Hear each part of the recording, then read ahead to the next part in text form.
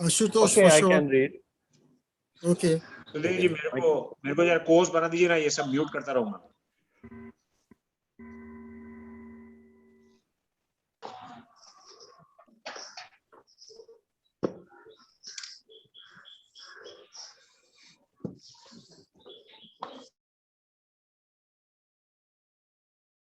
The space of representation is a screen or monitor on which the consciousness remains aware of its own operations and at times directs them with its attentional mechanism.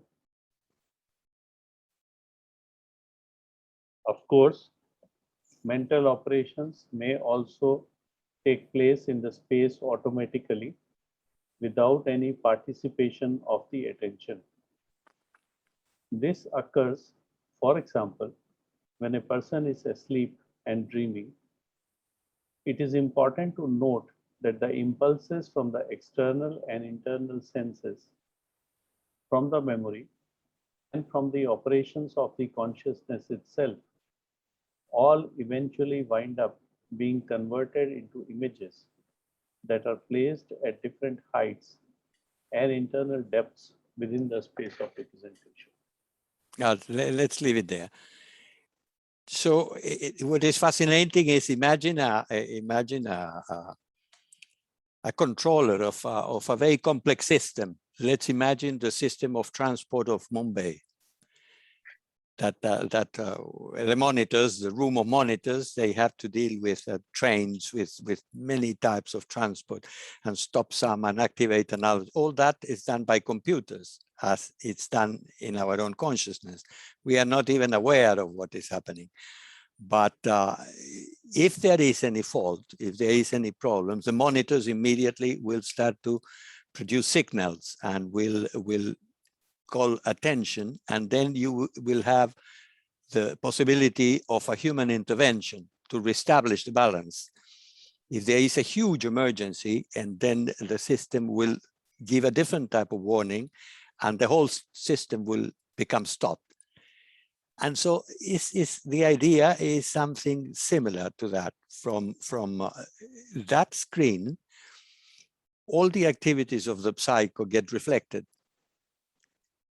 Even is saying there in one of the paragraphs, if we are in the level of sleep, deep sleep, revering, there are lots of operations that have to do with the intra-body, with the vegetative functions that obviously do not require any attention from the vigilic consciousness or from the subject himself, but take place anyway.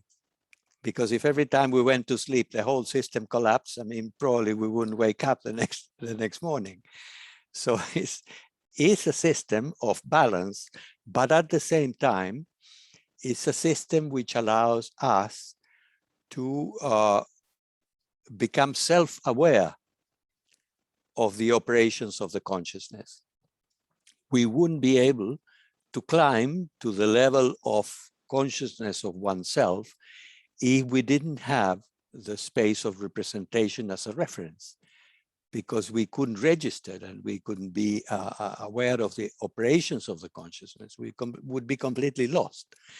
So from the viewpoint of our interest, it's very interesting to know, as we were talking of a museum and explaining what happened in Egypt 4,000 years ago, very interesting, but not very relevant for what we have to do in our day-to-day life, unless we are Egyptologists or something of the sort, you know?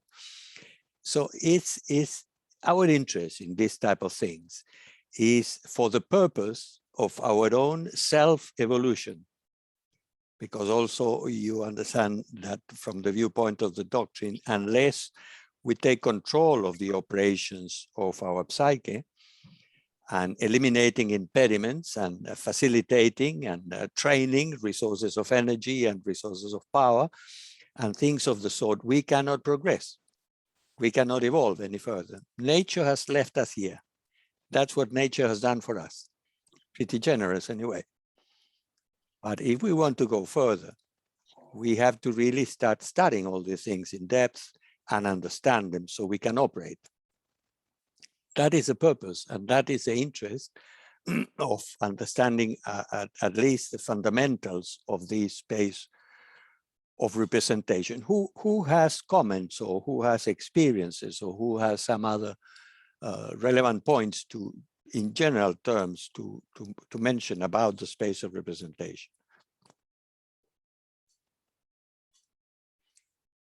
We know that they are all perceptions are reflected.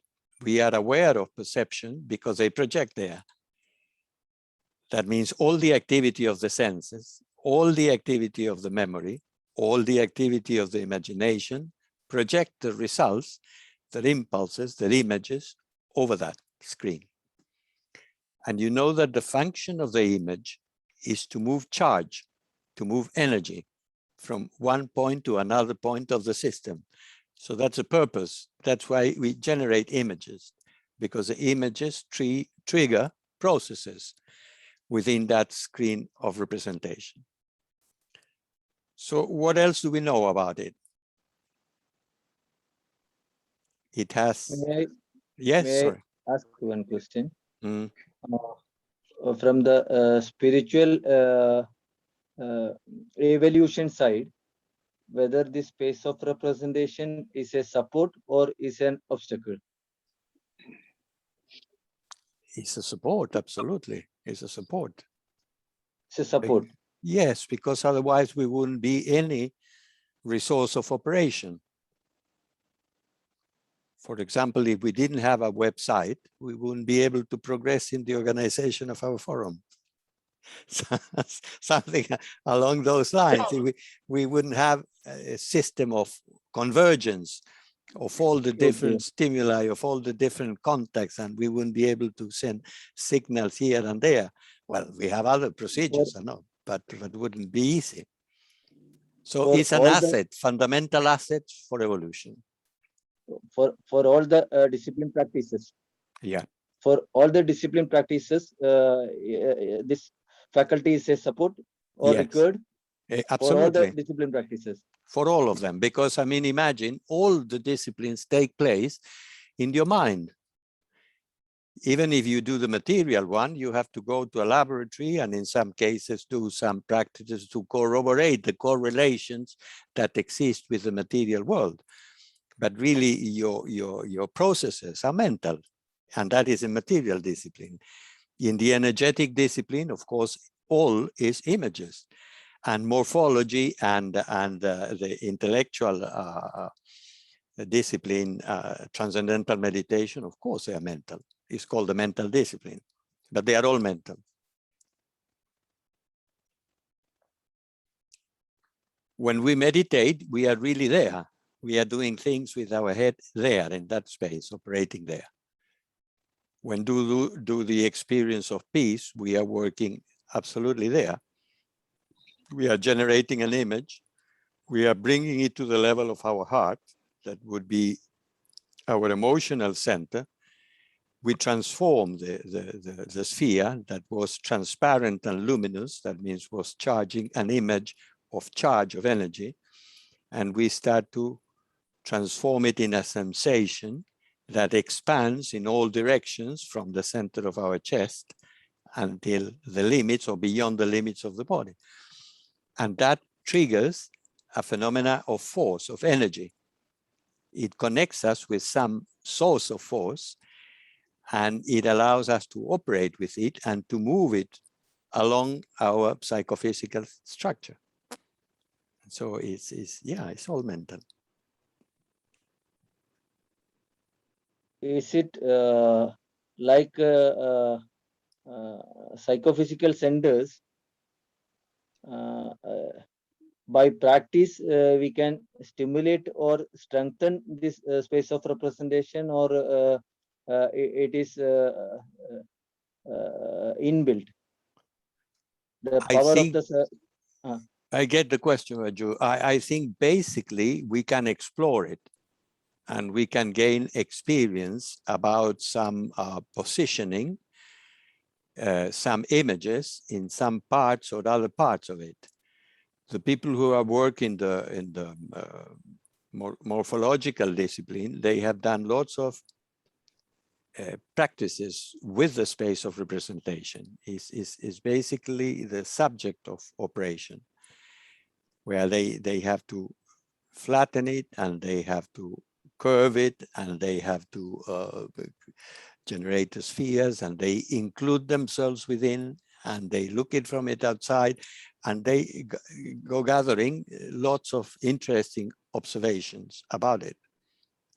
Unless you are doing something specialized and you are not intending to move a whole load of energy in a particular direction, well, that level of exhaustive exploration probably is quite difficult to undertake in the day-to-day life, but would be interesting to know what are the main dimensions of the space of representation. How it's built.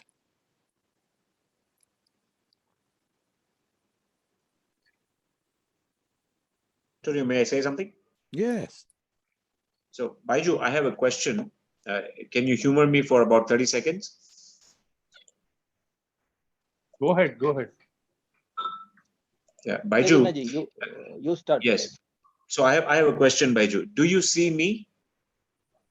Yes. Okay. Where do you see me? Both outside and inside. Okay. So can you point a finger at me? Even though your video is off, can you confirm that you're pointing a finger at me? Yes. Okay. Is your finger pointing towards the screen on your phone or your laptop? Yeah, on my phone. So here's the issue. The issue is that I'm assuming that I'm seeing you outside. So supposing I was to point a finger at Ajit, I will do like this, and Yes. I'm saying that Ajit is here on the screen and Sudhirji is here on the screen. Okay, that's what Yes. I'm doing. If I was Yes. to emulate you, Yes. and here's the challenge I want to leave you with today. What if I tell you that this eye is only capturing data like a Yes. webcam does? It does not Yes. interpret anything. It doesn't know Okay. Ajit, it doesn't know Sudhir. It's only Okay. capturing data, sending Okay. it back in an inverted image, Okay. displaying it back on the space of representation. And actually, I am seeing Sudhir here on this TV screen. Okay. Okay, this is like a TV screen. It's like a flat screen I've got here. Superb Samsung flat screen. Okay. Okay. So very sharp imaging, and I'm able to see Ajit here as well. And all the movements that I'm doing in terms of pointing Okay. fingers here and here is actually me displaying in my space of representation. It's not actually outside. Okay. And you raised the subject of quantum physics the last time, Baiju. So let me Okay. leave you with a thought from quantum. The Okay. world outside, is it there or not, is going to be a question mark once we discuss things further. Is it Okay. really there as we think it is objectively, or is it subjective experience, the outside world? Okay. That Okay. is going to be a question that will come up as we go further into the space of representation. But the Yes. space of representation is absolutely here like a TV screen. And whatever I'm imagining, Antonio was very nicely pointing out about the morphological discipline. Imagine that the entire discipline that Silo has laid out for us, in the entire 12 steps, comes back by picking up from where Antonio left. I'm inside the circle, I am reducing myself, I'm becoming a dot, and then poof, it has to lead to the suspension of the eye just by imagining it in the space of representation. And the eye gets suspended at that point, hopefully, for the practitioner. After the dot is nothingness, right? Shunya, Baiju. In Sanskrit, the word is shunya. Okay. So May all I? that is happening right here. All that is happening right here. Are you with me? Yeah. What you are telling is absolutely right. But I am explaining this in a different point of view. Sure, please go ahead. Like like all the objects, when we are perceiving, Yeah. we are perceiving the size, shape, distance, and all other properties of the object. It is reality to me. Yes. It is real to me. It is very much real to me. True. But the same object, if I have a spectacle that shows me the same object as an atomic level image, Okay. Okay. I will get the same object as a different thing, Mhm. atomic or subatomic object. Okay. The same object which I in perception's point of view, in reality, that the same object, if I am perceiving in a different way, I will get a different reality. Exactly. True. Because you see that reality depending on the calibration of our senses. I mean, the limit of Perfect. perception of the eye has to do from in a scale from infrared to ultraviolet, and that's it. And it cannot see anything beyond those points. If you use instruments that they are sophisticated and very advanced, you will see a different shape probably. But if you had a completely different sensors that can capture that same phenomena, external phenomena, probably you could be able to dismember it in a molecular structure or in an atomic structure, and not being for the impediment of our bodies, physical bodies that are quite dense and very much of the nature of the material objects in the world outside, but they are masses of energy anyway, as we have been studying of that conference in the Philippines. And imagine that you didn't have that dense body, you would be able to walk across so many objects because you wouldn't have the resistance of the two dense bodies trying to crush each other. And so that is amazing. So what is real then? May I continue, Antonio? Yes, of course. For both of the persons perceiving the same object as a different representation, and both of them, if humans, they have the space of representation and their representation will be different, right? Yes, but I mean, it will be different in the sense that we will have a different valuation of a different assessment. We will, the scale of values based on our memory will be different in the way that you categorize that image, but you will see an image more or less similar, because otherwise we wouldn't be able to understand each other. We wouldn't be able to organize basic rules in society. Imagine that I am a traffic controller again, and I operate the red lights and the yellow lights and the green lights. And if when I put the red lights because I want to stop one flow of traffic, you don't see, or you see it in a different color, that would be chaos. So there are some patterns or some sort of uniformities in the perception because of the structure of senses is basically the same.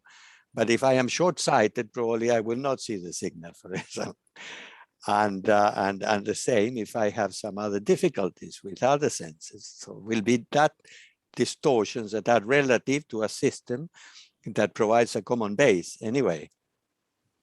So my question is, both of the persons for the same object, they have different reality, and their value system will be different according to their perception. Yes, it will be Their different. association will be different. They have the same faculties. They have space of representation, memory is there, senses is there, but the senses provides the reality in a different way for both of these person in a different way. There I don't No, absolutely. If it's like that, what happens is that I will perceive that object over the table. Let's imagine that it's a flower pot. I will see a pot with flowers, and we may agree in the color of the flowers, and then we will agree about the shape. You will say it's narrower in the base, is wider towards the top, and the flowers are red.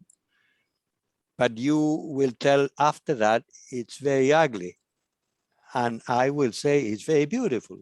And then is where the difference will happen. The valuations will come. It's a valoric sort of concepts that will vary, but we will agree that the object has certain colors that is uniform, that has certain shape, that probably has a certain volume. You estimate some weight to it, and so on. And that is the commonality in our structure of senses. That's why it is possible to have common rules or common patterns for the development of social life. It's not imposed upon people, it's because that's the way it is. But if we come from different cultural streams, then of course we will value different things differently. Gandhi, coming from the Hindu tradition and trying to make a case about what they were defending when he visited London, he carried his dhoti and the same sort of things, his cane, and he went here and there.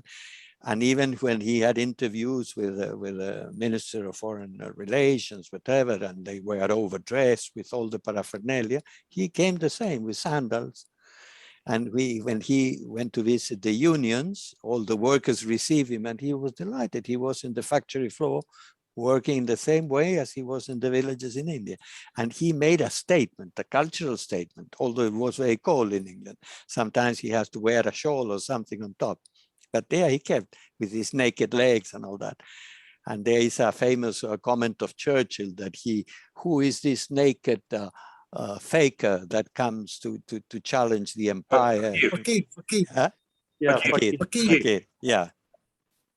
Fakir. And you see the way that they saw Gandhi was derogatory and was diminishing and disqualified them within the cultural system. But whereas in India, it's a spiritual figure and was a leader of millions. So you see, but the phenomena was the same, but the valuation of the phenomena of the image was different.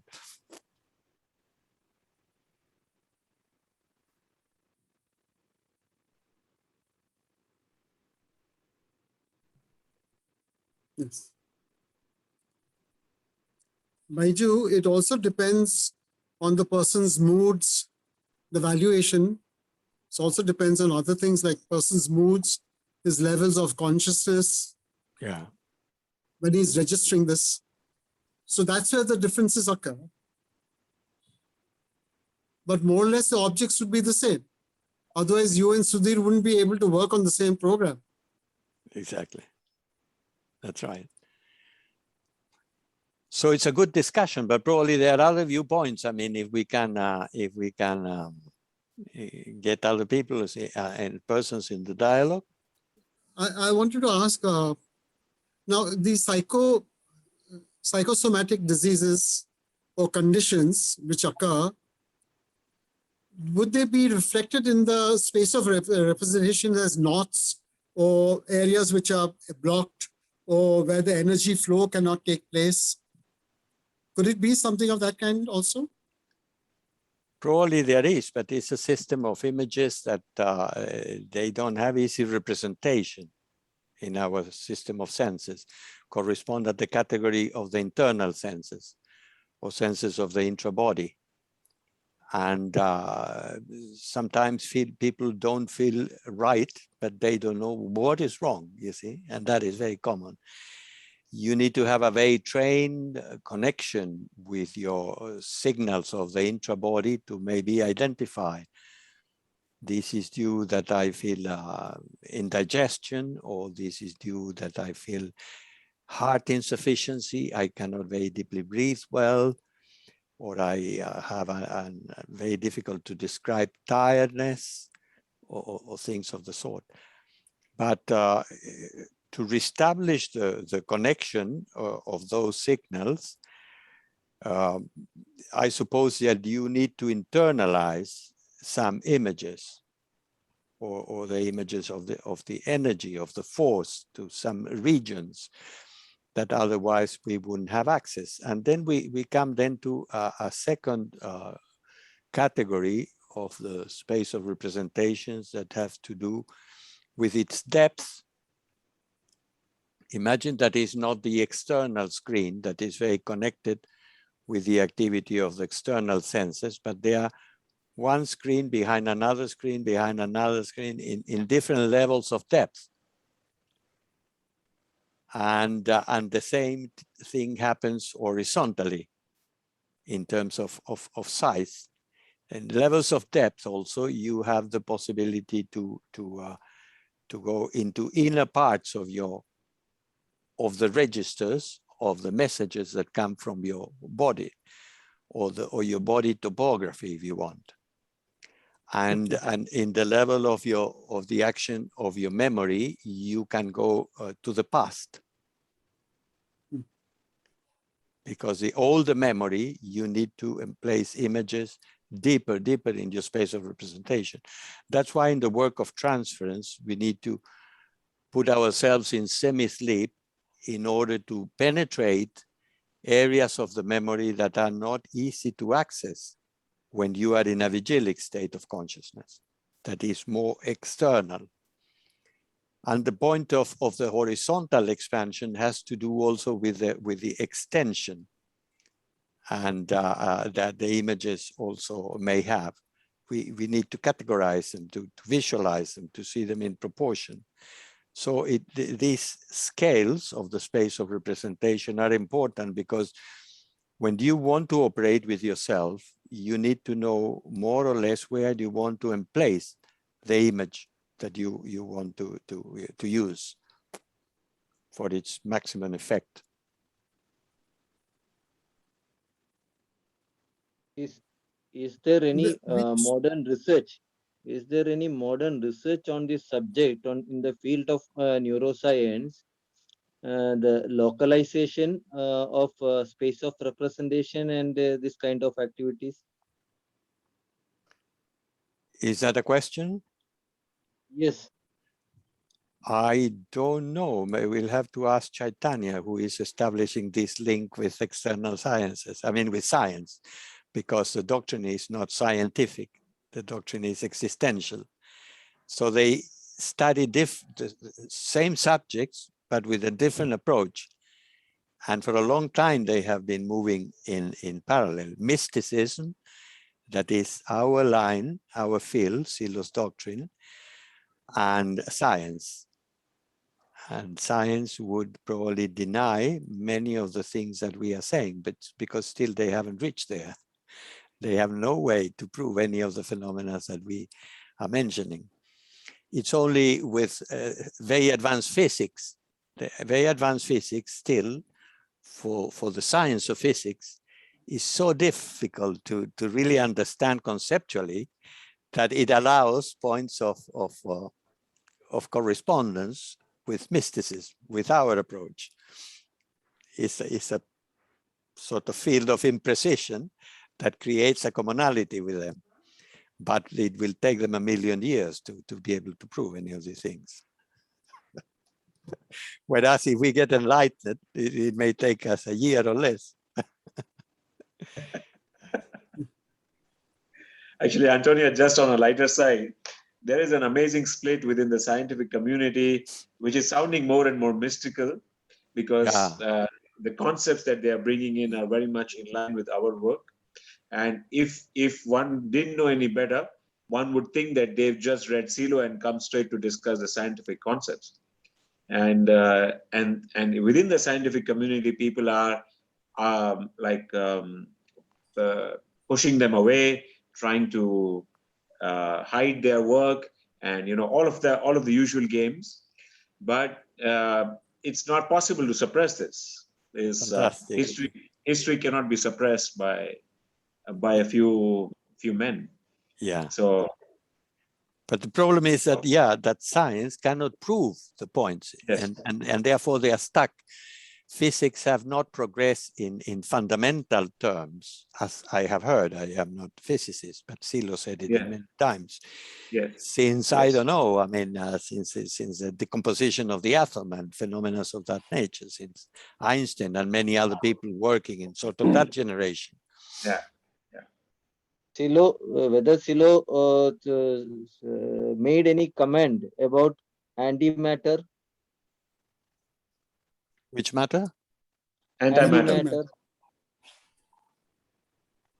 No, but I mean, maybe they are in some informal conversations, but again, again, Baiju is something that is, and it is not, they are conceptually, we can understand that an identity, an individual, and what is not that individual are connected, are part of that structure, because what is not an individual is defining what the individual is as well. Those are the problematics that in a way all our disciplines present itself, which seem such contradictions that they seem to be games of words, but they are not, because when you are meditating profoundly, those things integrate in wider realities, The last steps of transcendental meditation, you have to see and understand via experience that everything in the universe is the same thing. So, and you will say, but what the diversity? I cannot say that a chair is the same thing as a book or as a person. And then it starts a discussion that will never end. But at one point of understanding, when you have reduced the essence of the book and the essence of the chair, at the essence of everything that exists, again, talking of the space of representation for the consciousness, and you come to the minimal constituent component of a perception, and then you understand that really one and everything is the same, because they are constructed in the same way. And the variation is not in contradiction with the uniqueness. But yeah, it requires a state of profound inspiration to see those things. But profound inspiration means to push your level of consciousness also a bit higher, which is fascinating. So I think the vision of the human being, of an awakened human being, of the world, of the universe and everything that exists is quite different from the vision of the ordinary man or woman in as we know it, in the level of vigil. Quite different. And I'm absolutely certain that if Silo could teach us all these things, is because he understood and experienced them. And from that viewpoint, I mean, I can infer that he was an awakened man, fully awakened man, and extremely clear in everything that he had to say and explain. Because big founders in the past have been able to say quite a few right things, but of course they are so far away in time that you cannot know in modern times what did they say or what did they not say, or it was a priest later on in many centuries later who couldn't understand essentially what he was saying and rewrote something. So really things also get lost in the vast memory of the past. So we have to rediscover everything. And we have been fortunate enough that we had the presence of Silo that put us on the track. But the discovery is of such nature that each one of us has to discover that reality. It's not valid that for somebody else to tell you how is heavens. What do you do with that? I mean, you cannot have the same experience by describing things verbally or through means of communication of any sort. It has to be a matter of experience, our pathway. And in that context, coming to the origin of this conversation is that studying and investigating our screen of representation is such an interesting thing because it can give lots of food for thought. And it can help us to explore further and further our images and many mental phenomena. But for the common person would be an extremely boring subject, like talking about quantum physics. Yeah. Yeah, because it goes beyond your capacity of imagining properly. It's not, and unless you train your imagination and you have a base of knowledge, it's not possible. We have that base of knowledge and we have the tools to access and to go exploring. That is fascinating for us, all these topics of psychology. Can we? I have a question. Can- Ajit, can I ask a question? Yeah, go ahead, please. Now, as I understand, if I am taking any conscious action, that conscious action first seems to take place in the space of representation, Yeah. and then in the actual world. For example, I want to organize a peace march in my city, and I have never organized a peace march, or I have never organized a march in my life on the road. I understand the importance of peace march. I understand the importance of world without wars, but I have to actually go out and take out a march. I have to collect people and make them walk from point A to point B on the road. And I have never done this. So now, do I first do it on my space of representation? If I don't do it in my space of representation, will I be actually able to do it in real? That is my question. It's very, very interesting. Yes, if you don't do it as an organizer in your space of representation, the best thing would be to follow a march that is already running.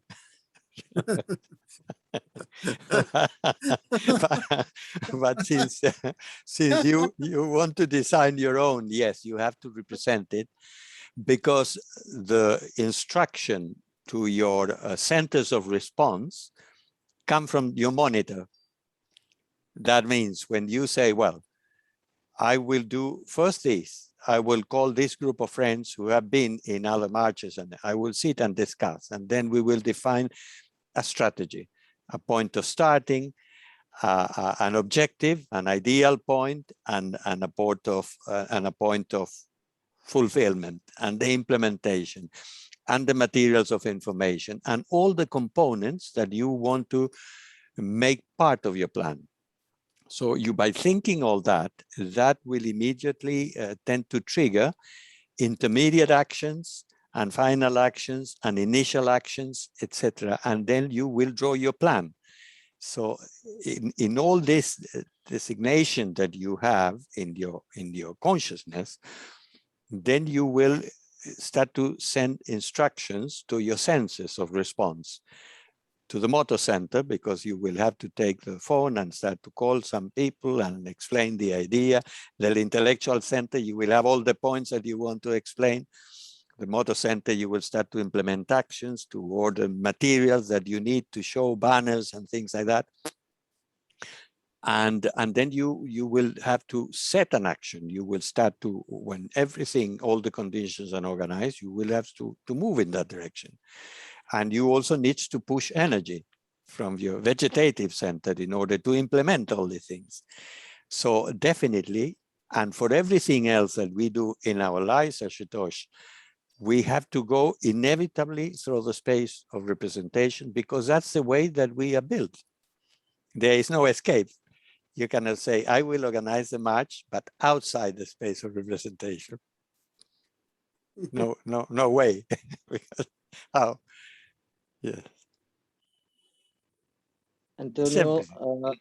associated with this, I have I have a question like autopilot activities of our daily routine activities, like brushing our teeth, going to office, returning to office to my house, driving in a regular route. Like this regular activities is the space of representation is there in road. Yes, because what happens is that the level of vigil, the higher vigil that we have access when you say, I am very, very awakened today. I am almost consciousness of myself, my movements and everything. That means that your system of image represents in the most external layers of your space of representation. When you are operating more mechanically, then the images are in place in a more internal, if you want, almost semi-sleep level.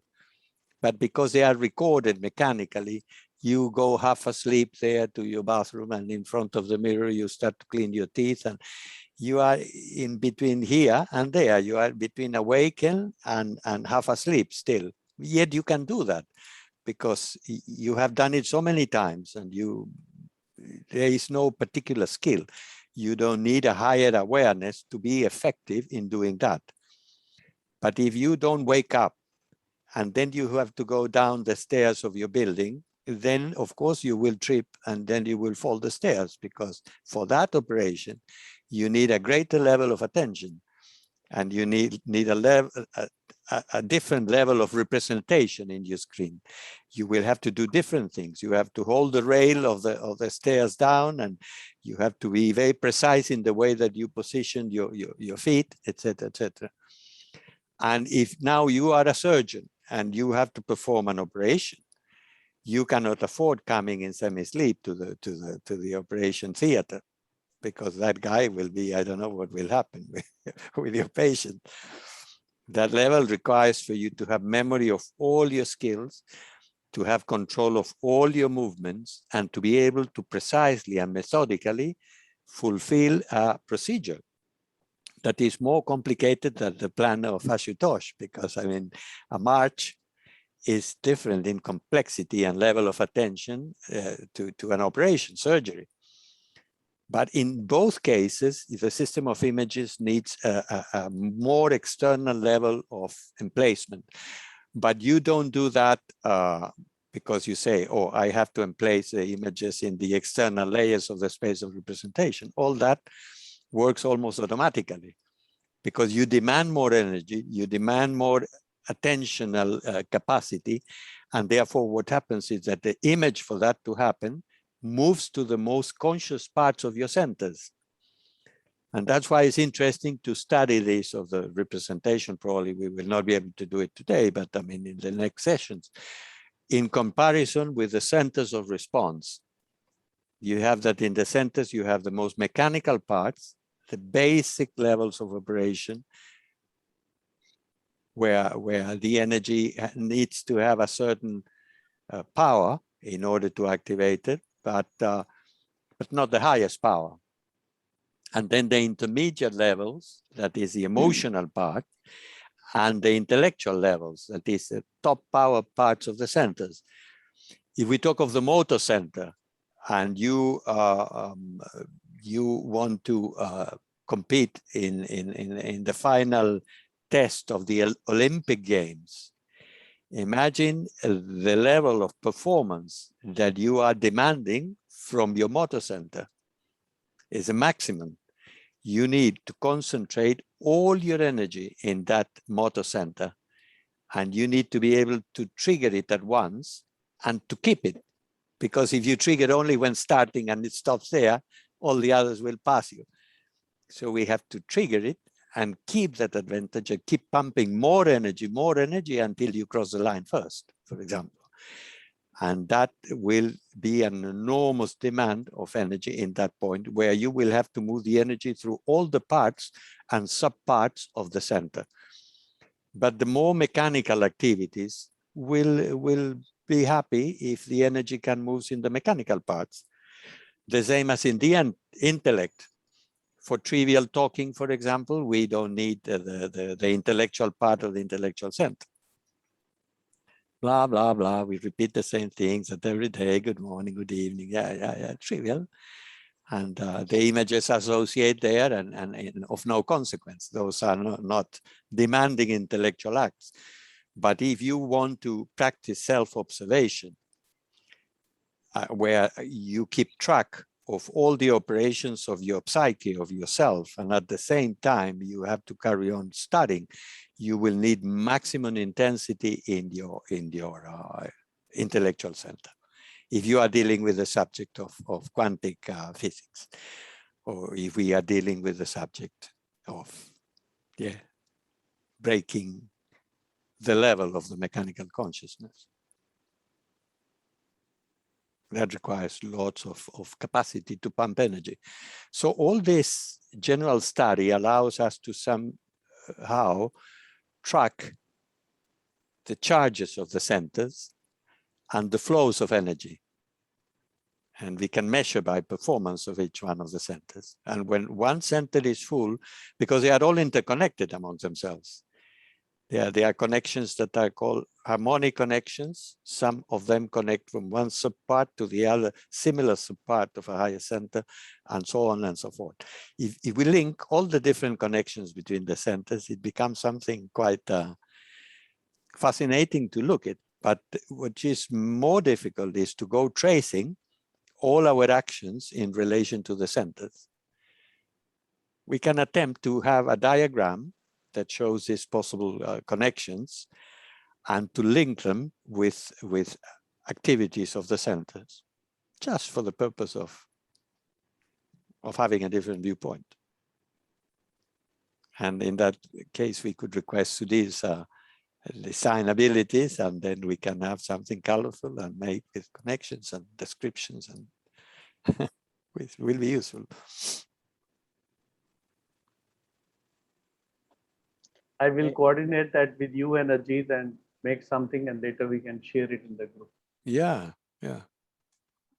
Because these dialogues that we are having are quite interesting. They are inspiring and they can illustrate our action, giving it a purpose, and also providing a feedback from our own actions to the operations and understanding of our psyche. May I ask one more question? Yeah, everyone, because I know that your questions represent the interests of everyone. Okay. Those people, they are suffering psychiatric problems. Yeah.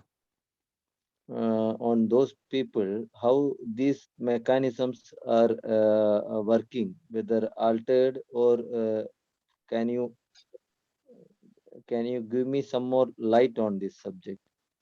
Yeah, there are alterations, there are dysfunctions. There are dysfunctions in the connection of centers and in the impulses of response between parts and subparts of the centers. Some centers have blockages to energy. And when that happens, you have a dysfunction. You can have a dysfunction emotionally, and you have a dysfunction intellectually in terms of the type of images that are generated. But many times, or often, or always, those dysfunctions have a base in the vegetative center. There is a deficiency of some amino acids or hormones or other fundamental substances that determines then that that metabolic function that gives a support to some or other reaction that is expressed as a feeling or as an idea or as an action, a movement, doesn't happen, or gets bypassed or compensated by another center. That's why it was very important when we did these works in the first place, that we tested the centers, the parts and subparts, developing some actions that had a particular incidence over those parts or subparts of the centers in order to trigger them. And we were expecting that to reach a certain level of availability or normalcy in the level of the centers was like self-testing, where the same testing techniques were used later on for correction or overcoming to improve the behavior. Because in most cases, when the energy has been not moving properly within the center, it creates a memory track that is difficult then to correct. But if there is no dysfunction, then it's possible by repetition and by training of that particular center, that particular part and subpart, to correct the deficiency. And that we saw in our centers of work, in our workshops, in our different practices, in many times with many of our friends and ourselves. We became more harmonical, harmonious, more balanced. That was the objective that we pursued in all these cases. And so going back then to the question, yes, there are disruptions, and some disruptions are not for us to repair because they fall in the field of pathology, and therefore we don't do that, because really is we could be liable and can have lots of other consequences. We haven't been trained to enter the field of medicine. So probably a psychiatrist will be better equipped. And they always treat these things with drugs, that they are palliatives, but they are not to resolve the problem. They numb it. They block it. That's what they know, how to block certain circuits within the nervous system, and that's it, but not to fix it. Our psychology goes to oriented to identify difficulties and train the parts that are causing that deficiency and rebuild the balance in the functionality of our centers, parts or subparts. So it's a different approach. If you have a case of somebody that has a condition, best thing we can refer is to some doctor, especially a doctor that is inventive, that is very up to date with the latest research, and yes, that would be a different. I will not be able to take this.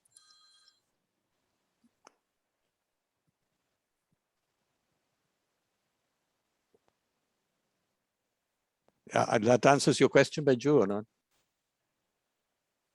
Yes, absolutely.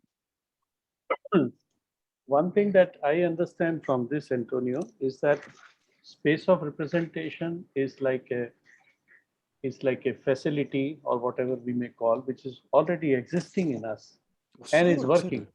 And is working, and we are trying to understand its functioning so as to make a better use of it and to grow in life as human beings. Absolutely. That means by discovering it, we can use it for our own development and progress.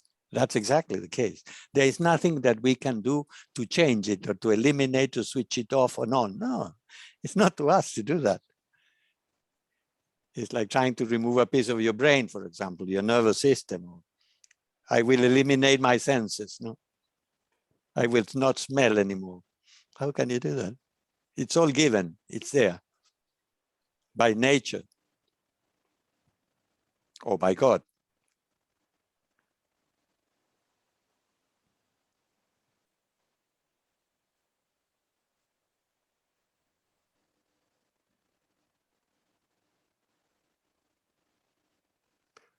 So what? No, you were saying it has connections with the psychism, scheme of the psychism, and with the different centers. Yes, but it is what we can see of our psychism. Right. It is our psychism in action. We won't take up the scheme of the psychism today. We still have an hour. A what? An hour? 1 hour left. These are long lectures. We only end at 6. I beg your pardon, you're busy with something? That this is a long lecture that you have provided today, no? No, it's okay if you want Over to. 2 hours, I don't know. I mean, we can look at that scheme. You have something to project, because the scheme will show all the things that we can observe, and they are represented one way or another in the space of Exactly. representation. To show So all that that we spoke scheme, about. yeah, that All scheme that that Sudhir, I mean, projected before. Why not? Let's have a look. Quick look. I would like to go by 1 o'clock in my clock. That is for you. 5:30. 5:30. Yeah.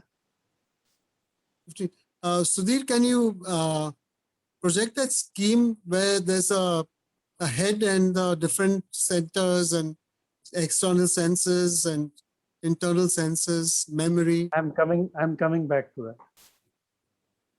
Is this the one? Yeah, but it's not in the shape of a head. Okay, we can go for this. Where is it then? Which chapter? It is actually, I don't have the self-liberation with me. But the third one is it, but we have to go one by one. This is actually only the centers of response.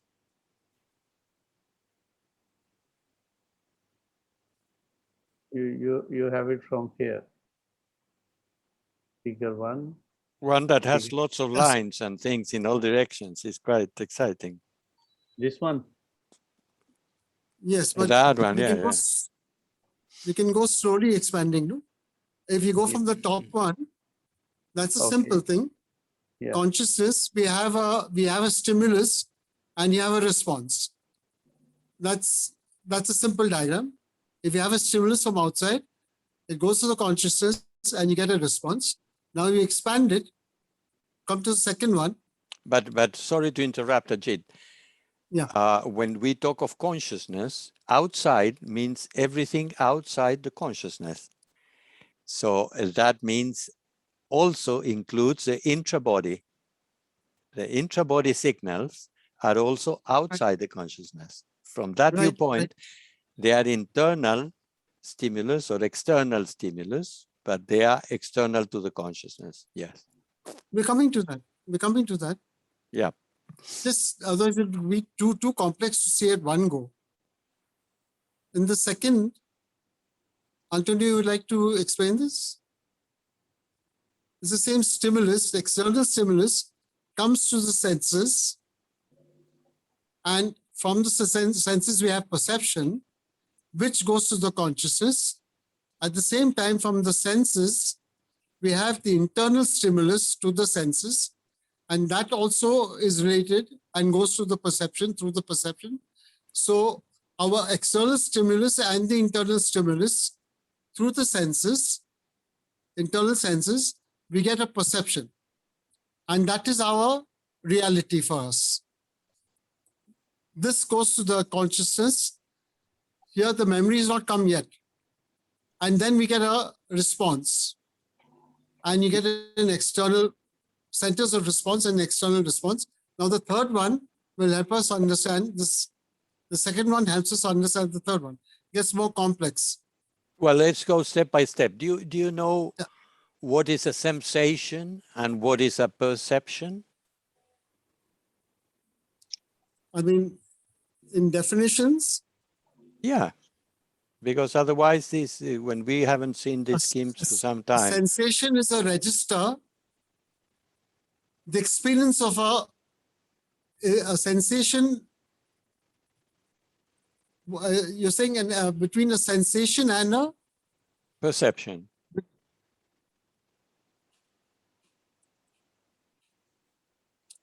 like external perception,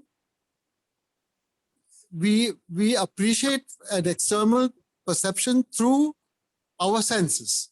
Exactly. What happens is that the senses, sensation is a theoretical atom. Is theoretical in the sense that if we get through the eye a stimulation of light, then the eye registers that stimulus, but adds something to the stimulus. Because the eye has in itself a structure that limits its operation. The light comes as a stimulus that is a sense a sensorial impression, and the eye already organizes that in a way in order to be able to convey it to consciousness for its interpretation and further use. And so in the screen, senses receive from the external or internal world that impulse, adds up its own structure by the senses, and sends it to consciousness in a language then that consciousness can read, can interpret. Otherwise, consciousness wouldn't be able to make any sense of that flash of light or whatever, photon. And so from now onwards, we will always be talking of perceptions. And sensorial stimulus is that the senses are sending that information. Right. Can you explain again the difference between the perception and sensation? Sensation, yes. Because I'm not. The sensation is a theoretical, pure impression that impacts a sense.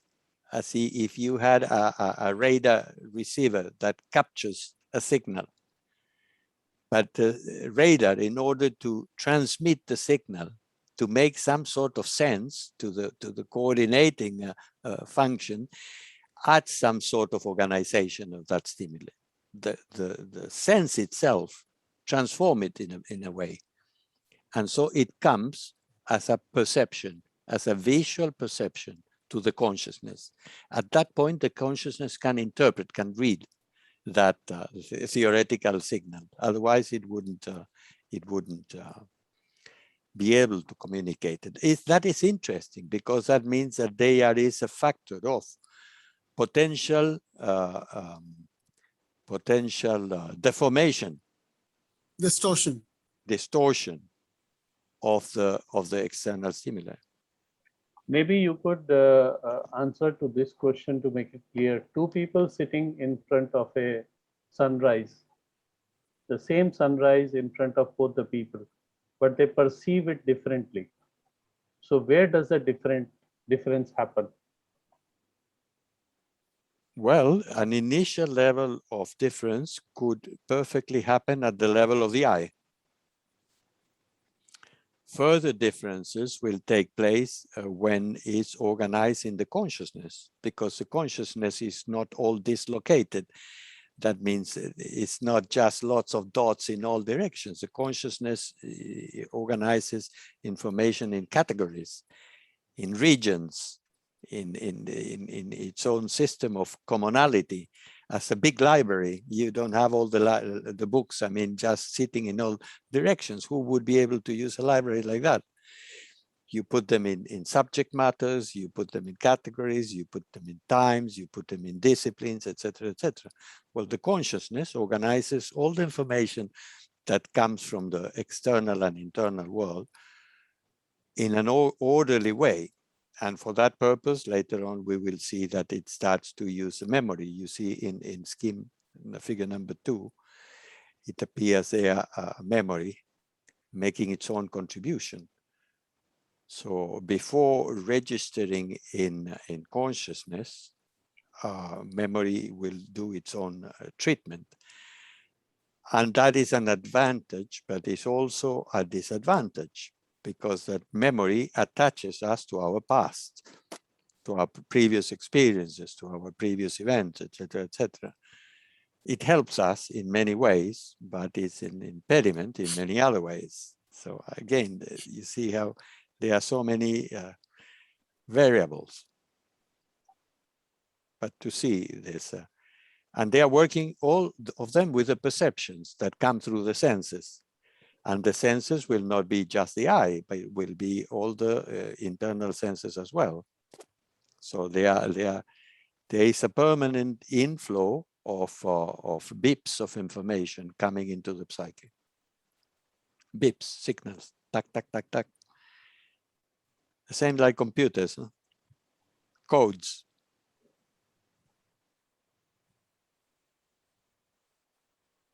I think we have been able to invent computers, well, not me, but the people in Silicon Valley or whatever, because this exists already. So when they try to imagine how it works and how they want to represent it, they start to design inevitably things that are reflecting the way in which a psyche is structured. I don't know how conscious they become that really they have reproduced in the designs the structure of the psyche. What I am sure is that they are not very conscious as the final result, the ones who promote all these type of things. But in a way, they have an understanding of the operational aspects of it.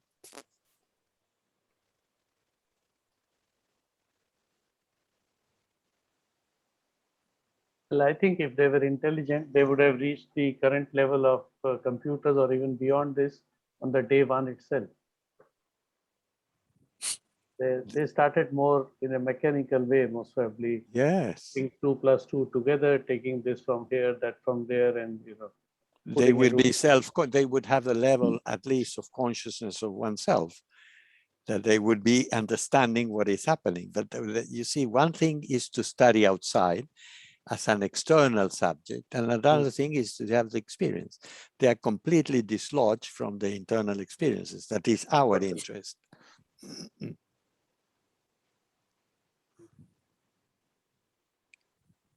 If this scheme is understandable by the technology people, then artificial intelligence would be 2000 years before story. It would be much beyond what they are talking now.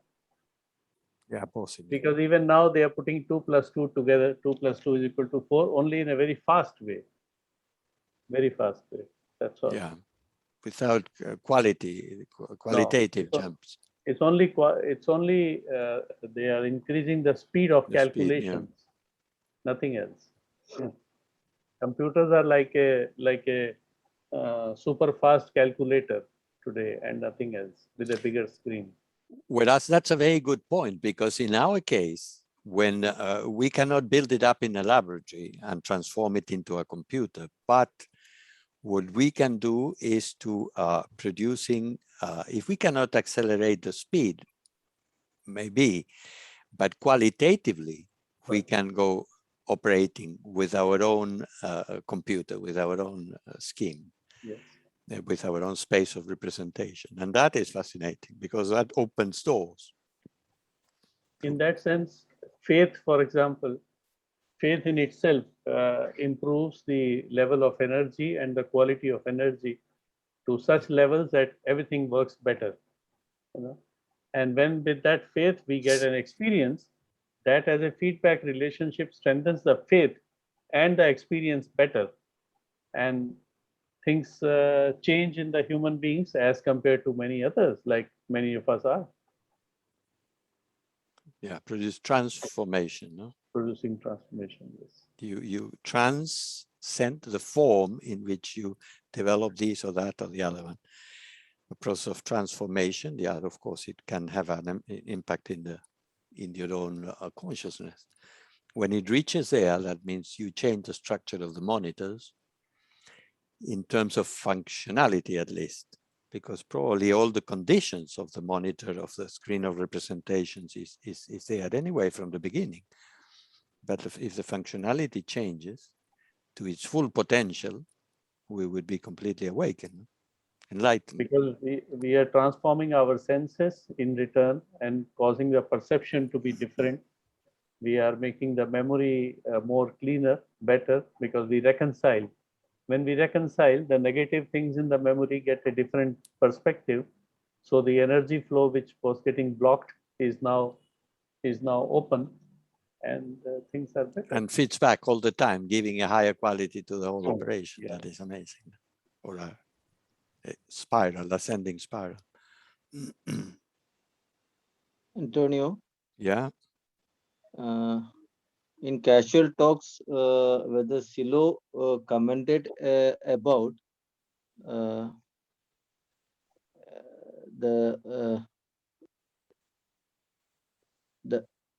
inbuilt availability of a profound sender. Availability of what? profound center, above intellectual center, Mm. Profound. profound. Superior center or profound center that is Yeah, available at yeah. the time of Yeah. birth, not by our intentional intentional working by birth, It's a kind of transmutation. he referred to the higher centers of consciousness that Yes. they are, yes, but he never gave a specific definition or particular functions. But we have to look into that, because at one point or another may have mentioned that something So, about that. Antonio, he made Hmm? mention of once there is alignment between the centers and we have Yes. harmony. Yeah. Once there is harmony, that is equal distribution of energy and complete thinking, feeling, and acting in the same direction. Yeah. At that point, the birth of the emotional, higher emotional, Yeah. once there is enough work done with the higher emotional and the Yeah. harmony sustained, Yeah. the birth of the higher intellectual. Yes. If there is lots of accumulation of energy for a prolonged period of time, and in the Yeah. level of the higher emotional center, then you start more frequently to experience the activity of the higher intellectual center. That yes, but without too many details of their operation, because the frequency, the intentional use, the capacity of generating or not generating the phenomena, and all that type of things. If you dwell too much in some of these things, they tend to, instead of facilitating the access, tend to become impediments, because Absolutely. you start to build images that are not of any use, and they are false many times. They become fantasies. Hallucinatory. Yeah, in a way, it's much better to really do the base work. That means to create the condition for those phenomena to trigger, produce more energy there and better energy there in the intellectual part of the intellectual center, to have all the centers well balanced. And at one point, you know that you will trigger phenomena. There is no doubt that. The more that you trigger those higher phenomena that will, the quicker and the better that you will go advancing to the consolidation of those levels. Once they become consolidated, you are awakened, and that's it. But there are levels also of being awakened. But once the floor of your level of awakening is there, is solid, you will not easily fall to the abyss, you know. So it's really, that is the point of it's a new level altogether. And from there, you continue doing your own adventures to higher and higher, but of course at a much different speed, because of the amount of energy that you have available, because of the direction of your energy, because of so many other factors, and because you are free of the I and all its things, and that huge wastage of energy and destruction. True. Fascinating topics. Well, I mean, I fully enjoyed this conversation.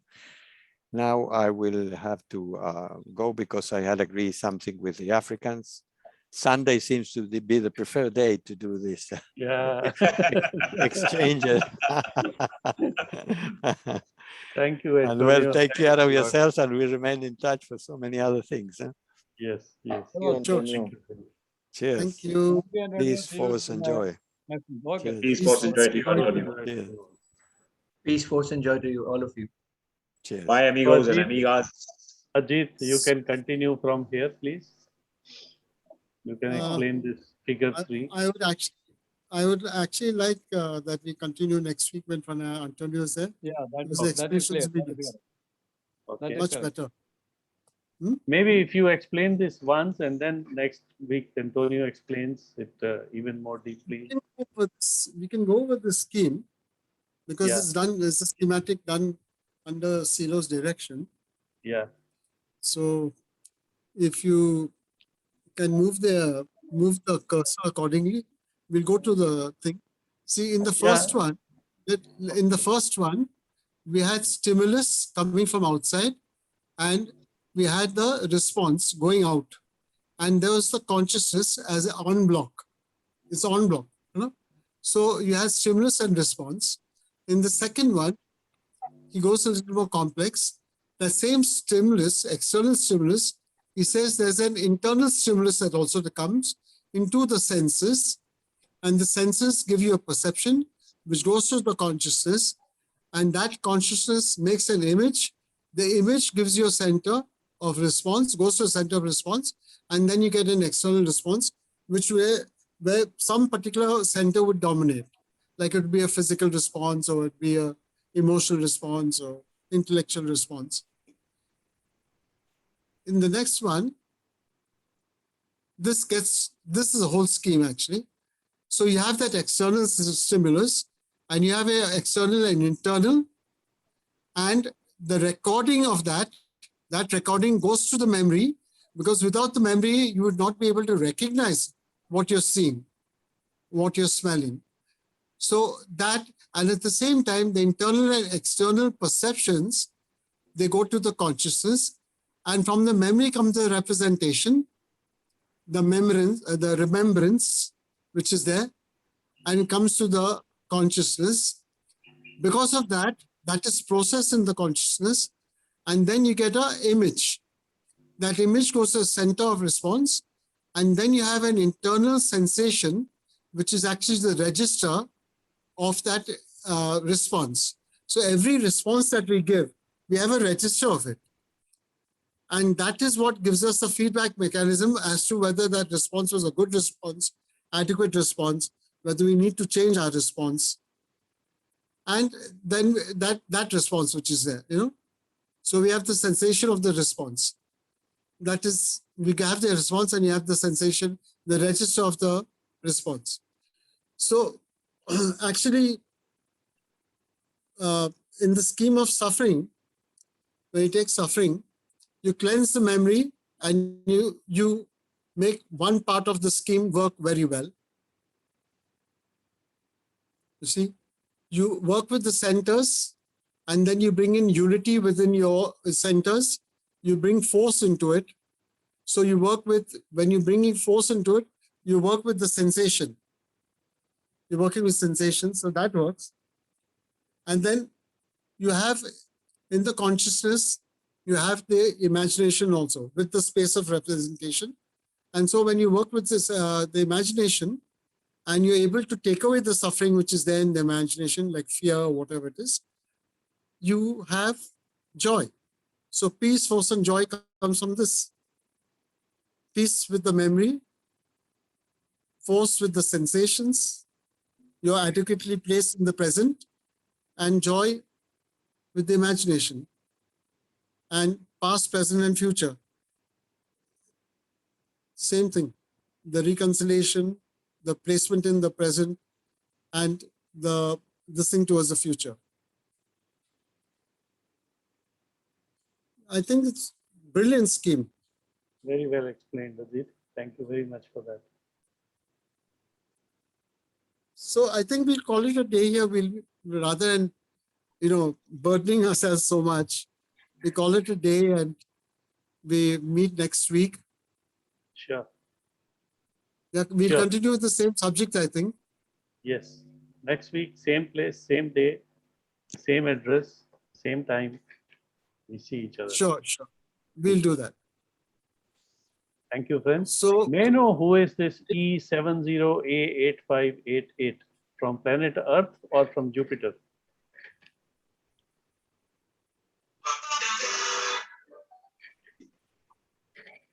not on call. Hello, Suresh bhai. How are you? There's Sudha Soni also. In your presence, Yes. Sudha, Yes. can you start your mic at least? Let's Yeah, all yeah, unmute us. I'm present. I'm present. Hi. I Sir, I'm learning. no, we were doing something of our internal work. Yeah. This is some part of, we do the social work and we do personal work also. So this is a Yeah. part of the personal work. So we're going to continue the same subject Yeah. next week. Yeah.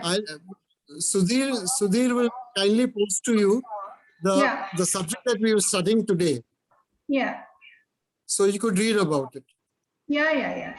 Because I for many months to come, I think I will be just a listener because I hardly know anything about work. I mean, I know some things, but not.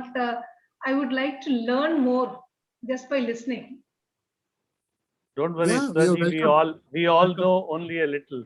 There is so much to learn that we all know. No, only because a when I was listening to all these things, I was just each time when I listen to such great talks or great things, I feel I just don't know anything. Even though you might have read so many books, you might have went to so many meditation camps, you must have learned so many Buddhism things, but that is the best thing to do under such a circumstance is just to keep quiet and listen and learn.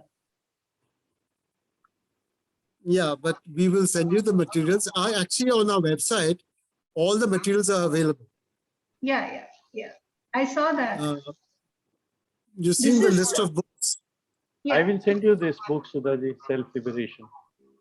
I'll send you a copy of it. Yeah. You mentioned to me about the Silos message you would be sending. Some book you had mentioned once. Yeah, but I was told somebody sent it to you. You didn't get it? No. Okay, I'll send both of them to you. I'll send them both. Yeah. Because rather than reading digitally, it will be good to read on from the book itself. Yeah. That would be great. Yeah. Thank you so much. Pleasure. So we'll bid each other bye-bye. Yeah. And we normally enjoy to close our everyone. meetings. We meet at I beg your 4. pardon? We meet at 4 p.m. next Sunday, same address. Yes. And Sudha, we normally wish everybody peace, force, and joy. Yeah, I will say that. Peace, Sure. force, and joy. Peace, force, and Peace, joy. force, and joy to you also. Bye. To Bye, everybody. everyone. Yeah. Bye to all. Bye. Bye.